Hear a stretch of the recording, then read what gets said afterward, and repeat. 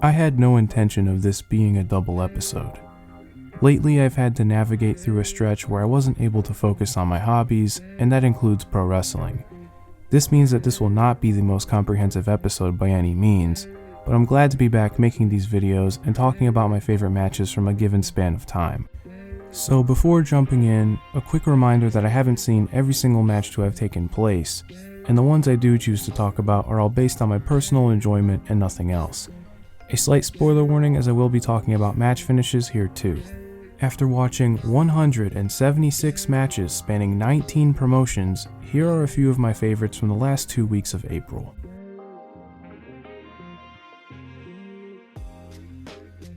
The further establishment of the Intercontinental title scene continued on the 15th, as Chad Gable was paid back for a favor in the form of a title shot.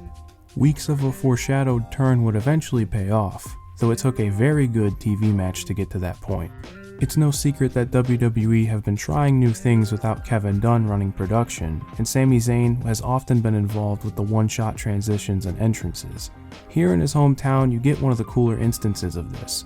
His entrance through the doors of the Bell Center to ringside not only gives Sami the hero's welcome he deserves, but also makes this feel like a much bigger occasion than a television defense normally would. It's been a while since I've gotten to wax poetic over Chad Gable. He was excellent in this match. You can see the cracks forming in how he handles himself. He's not inherently a heel, though he is on the boundary and tiptoes around it.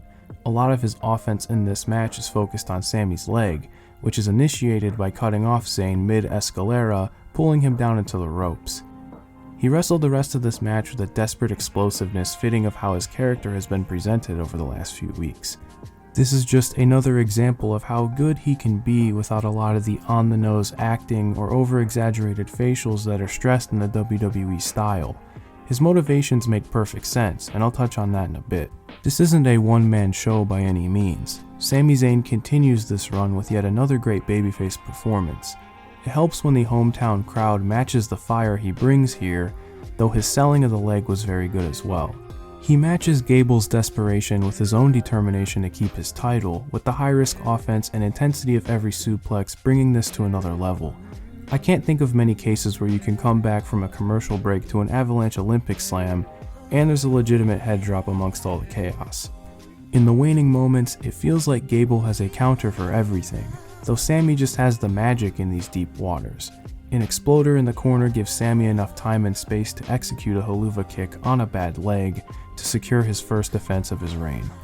Post-match, Gable is brought to tears, as wrestling a near-perfect match was just not enough on the night. By now you're probably aware that Gable turns heel by suplexing Sami out of his wife's embrace, which rocked, but I do really appreciate where this turn is rooted from. It isn't as cut and dry as good turns to evil. Gable feels slighted by someone who sees the opportunities that have slipped through his fingers and projects that anger onto him. It's something many of us have gone through, where the effort you put into something doesn't always pay off, and at the same time, someone else gets those chances through no fault of your own, and it's hard to not feel a certain way about it. It's a turn that feels incredibly human, and that's not something that happens all the time through modern TV wrestling conventions. I can't wait to see where this feud goes, and what this matchup looks like with Gable as a fully fledged heel.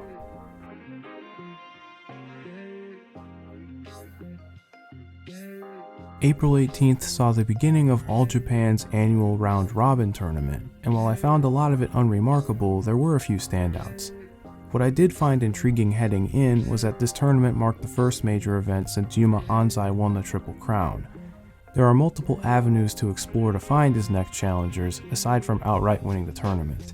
The ace and perennial favorite, Kento Miyahara, opened his account against Ren Ayabe, who since signing full-time with All Japan had a great opportunity to stake his claim on the opening night. Ayabe enters with a refreshed look and confidence, wasting no time going after Miyahara.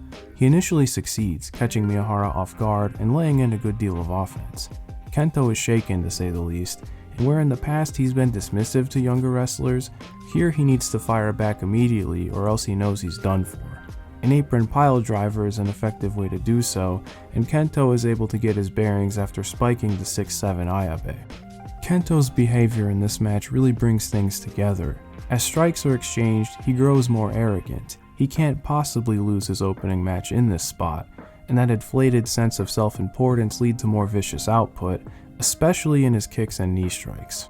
Ayabe, not only having the size advantage, seemingly has an answer for everything, only garnering more desperation from Kento.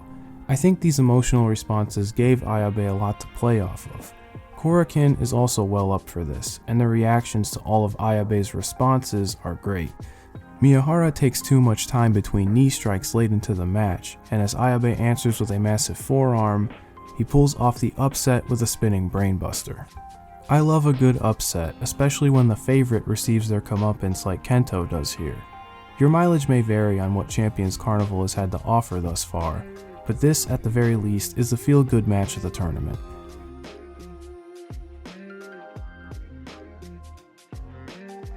There's all sorts of things I could talk about from AEW Dynasty. Obviously, something like Danielson and Ospreay will be discussed all over throughout the rest of the year, and I don't think I could add anything to what's already been said. If you were curious, I enjoyed it, but didn't think it was the all-time classic it treated itself as before the bell even rang. Something that I think fell under the radar, however, was the international title match between Roderick Strong and Kyle O'Reilly. It delivered on a brand of wrestling that is right up my alley. To little surprise, these two put on a very sound match. The opening mat exchanges are awesome, and these two both have a knack for hitting incredibly hard. Something that stood out to me were a lot of the reversals, which plays into the narrative of the match. With a 15-year friendship and tag team success in the rear view, you'd have to think these two are familiar enough with each other's repertoire to counter accordingly, and sure enough, that's what happens. Additionally, it was cool to see these counters play into each man's strategy. At one point, Kyle reverses a running kick into a top rope guillotine to continue working on Roddy's legs, or on the contrary, Roddy is able to pull multiple backbreakers out of Kyle's flying knee strikes. These sequences flow together incredibly well, and there's little wasted motion in my opinion. Kyle is able to win over a rather indifferent crowd through his babyface performance. Roddy is predictably excellent when in control, and like I mentioned earlier, these two absolutely paced each other with their strikes. For Roddy to win relatively clean works for me. This is Kyle's first marquee match in almost a year, and Roddy is not only in form, but the foresight of Kyle's approach plays into the result. It's not perfect, as there's some aspects that just feel off to me. I saw some criticism towards the tone of the match. Given that it is a blow-off of a 15-year friendship, I could see that it may not have had the kind of weight to it, and Wardlow not fully committing to the interference felt a little bit strange. Personally, I think what we got was very good in spite of those things. Simply put, this was a certified ass kicker, and a reminder not to count out Roderick Strong on pay-per-view until proven otherwise.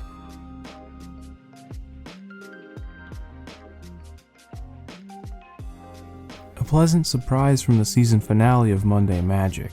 Two wrestlers I've enjoyed quite a bit with their involvement in the Keno-Kiyomiya rivalry faced off to put together a short, focused opening match. I've talked about Owada's development in previous episodes, and I think it made a lot of sense to put him with Oiwa in this spot due to their established chemistry in tag matches. Most of the match is telegraphed in the opening exchange, as Oiwa grabs a hammerlock immediately. Oiwa's offense for the majority of the match focuses on Owada's left arm, and he doesn't let up until he has no choice. While not particularly nasty, he's very consistent, employing tactics like throwing Owada shoulder first into the corner to aggravate the damage sustained, in addition to constantly applying holds. Oiwa is firmly in control and looks to put things away with a Fujiwara, though Owada is able to hang in long enough for a rope break. Most of his fiery comebacks are fueled by the growing adoration of the Noah audience, and here is no different. He's really starting to shine in this role, and the receptive crowds only aid him in these situations. A mistake on Oiwa's part gives Owada a greater opportunity to get back into the fight. He abandons the arm strategy to go for a doctor bomb instead, which Owada reverses to enter the finishing stretch. Oiwa would later end up winning with a doctor bomb regardless, but I thought it was a nice touch to see the abandonment of his game plan nearly cost him the match. This wasn't anything groundbreaking, but it's a nice little match that I really enjoyed. There's many cards where rookies will open shows and go through the motions to get reps, but Owada feels like he's turned that corner. Allowing him and Oiwa to go out here and put something together more substantial was really cool. When going through countless shows through an entire year of wrestling, these are the types of matches that feel rewarding to stumble across. A nice addition to an existing feud, and you can do a whole lot worse for a sub 10-minute opener.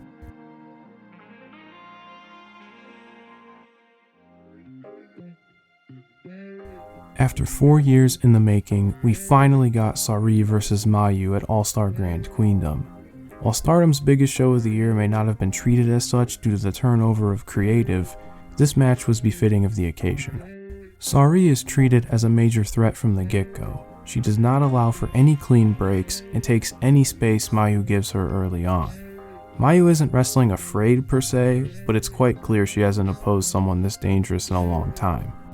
There's some more of these instances sprinkled throughout the match, like Mayu retreating to the ropes at Saree's first attempt of her modified Uranage. Sareee ramps up the violence early as things spill to the outside, and sets up a good portion of the match where Mayu has to navigate through this territory. Naturally, she also does so with violence. Mayu's response to a harsh slap to the face takes this match to a place that looks a lot like what was promised. A barrage of strikes are exchanged amidst a whole lot of huge offense. I don't mean to retread this point every time I talk about a Sareee match, but I can't help but laugh at the fact that no matter the promotion or quality of the audio production in a given promotion, that her forearms never failed to produce the most disgusting thud. This is paired very well with Mayu's ability to ragdoll and crumble against the onslaught from the challenger.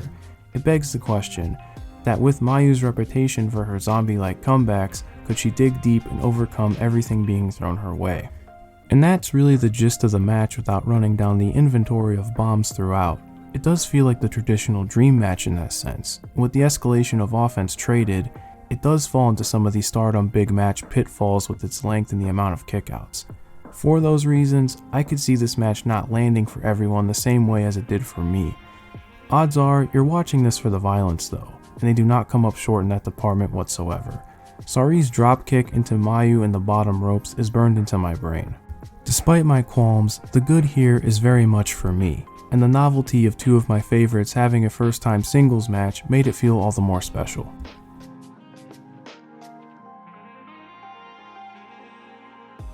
I did not expect to like this as much as I did. I haven't thought much of either man's tournament up to this point, and I wasn't huge on their singles match back in February. Nonetheless, I thought Hideki Suzuki and Suwama's Night 6 main event was very solid. The majority of the bout deals with Suwama attempting to out-wrestle Suzuki, and given that Suzuki has the advantage on the ground against practically anyone, it's quite the task. I found the mat exchanges to be a lot of fun, and Suzuki was very giving in these sequences. Suwama called back to his amateur background to guide him through the first half of the match, even besting Suzuki in a couple of skirmishes. It gets to a point where a frustrated Suzuki says screw it and begins unloading some vicious elbows in the corner. Suwama answers with a thunderous forearm and the two never look back. High angle throws are incorporated with all the heavy-handed strikes as the match progresses, and after an unsuccessful octopus attempt, Suzuki later ensures he can imply the hold by raining down elbows to Suwama's neck. With nowhere to go, the hold slowly but surely renders Suwama unconscious to pick up the 2 points in the B block. It's very simple and effective tournament wrestling, and I think I had such a positive reaction to this given that I didn't expect much from the match in the first place. I couldn't have been happier to be wrong though.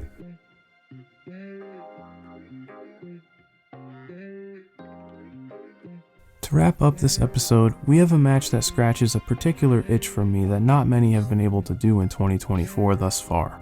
A rematch from their 3AW championship bout last year, a double title match between Mayumi Ozaki and Mio Momono brought about a match with a palpable feeling of hatred and chaos throughout. With each wrestler holding their rival's promotion's world championship, the stakes are incredibly high, and Mio wastes no time to act on the powder keg about to erupt in Korakuen Hall. Momono rushes Ozaki before the bell, and the two set the tone of the match by bashing each other's heads in the corner before the match lives up to its previous entry, where the two begin teeing off on each other with extremely ill will. This opening flurry introduces a key component to the match, the interference from Ozaki-gun.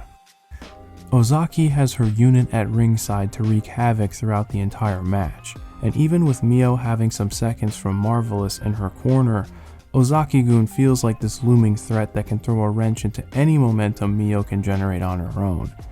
They contribute quite a bit to the atmosphere of the match as well. When the action is taking place in the ring, you can see some form of scuffle on the outside, be it a glimpse of limbs flying in the corner of the frame, or someone being thrown through the seats at ringside. Ozaki puts a particularly nasty spin on this at one point, sending a bloodied Momono through a row of chairs while she's attached to a dog collar.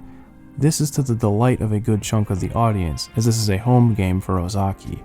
All this creates this feeling of dread for Momono as she is beaten around the venue and back. By the time they complete their lap and are back in the ring, it feels like Mio is straight up getting jumped by Ozaki-gun, and the walls are closing in. However, this is no squash match, and Mio is one of the best babyfaces around. She's able to tap into that fire and offer a glimpse of hope in each of her brilliant comebacks. The final stretch is the culmination of all these individual elements coming together.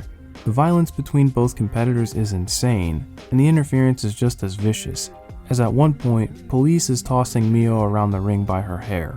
Takumi Iroha's best efforts to even the odds are to no avail, as Ozaki's miss take her out of the fray on her way to pinning Momono. This match is wild. Everything Ozaki does is just steeped in nastiness, and Momono's endearing efforts are a near perfect foil. There's a certain feeling that something bad will happen around every corner, and that anticipation unfortunately comes to a fruition in the end. I can't think of a match that has accomplished this in 2024 off the top of my head, which certainly makes this a standout. I have a lot of honorable mentions as I'm in this process of catching up, so I'll just fire these off accordingly. Starting with Takanori Ito vs Hikaru Sato from GLEAT UWF April 17th, Mystico vs Mascara Dorada vs Atlantis Jr. from CMLL April 19th. Nearly everything off of DPW No Pressure that aired April 20th, just a solid show all around. Yuma Anzai vs Ryuki Honda from All Japan April 21st, Crazy Star vs Prominence from Stardom April 21st, Roosh LA Park fan cam that you can find right here on YouTube from LLE April 21st, Sareee Arisa Nakajima and Tsukasa Fujimoto against Hanako Nakamori, Hiroyo Matsumoto, and Miyuki Takase from Seedling April 21st, One Called Manders vs Alex Kane from Action April 26th, Harashima vs Kazuki Hirata from DDT April 27th, and last but not least, Trent Beretta vs Chuck Taylor from AEW April 27th, which if that was the last match of Chuck E.T.'s career, he will be dearly missed. And that is it from me. If you've gotten this far into the video, thank you so much for your time and for hearing what I have to say.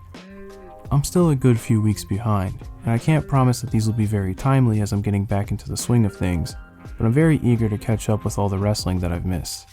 The channel hit 200 subscribers shortly after the last video, and I thank you for your support. I've said it a bunch, but there's so many other wrestling channels, blogs, and podcasts out there, and I'm grateful that you choose to spend your time with this one. Be sure to do all the obligatory YouTube stuff by liking and subscribing, and find me on Twitter or Blue Sky at Outer Stevon. I'll talk to you again next time with a Golden Week special.